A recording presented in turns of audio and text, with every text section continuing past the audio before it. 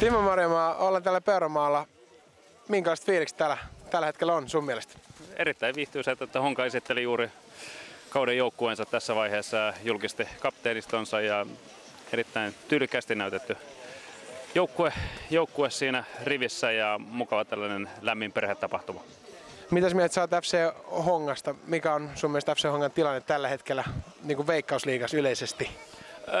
Erittäin nuori, erittäin taitava, kovat tavoitteet asettava seura, mikä on rakentanut tätä joukkuetta pitkää tulevaisuutta ajatellen ja mielenkiintoista nähdä nyt, että miten nämä nuoret pojat pystyvät vastaamaan haasteeseen, että heille on annettu hirveä määrä vastuuta ja varmasti tulevat tänä vuonna liigassa olemaan erittäin hyviä.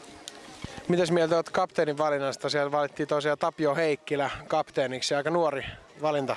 Oli yllätysvalinta, en olisi välttämättä uskonut siihen, mutta tiedän kokemuksesta, että jos pelaaja on nuorena hyvä vastuunkantaja ja pystyy ottaa isoa rooleja, niin hän tekee omalla pelaurallakin erittäin hyviä onnistuneita aikaansaannoksia, niin Tapio on hyvä valinta siinä mielessä, että annettu nuorelle joukkueelle nuori kapteeni, sen mukainen kapteeni, minkälainen joukkuekin on.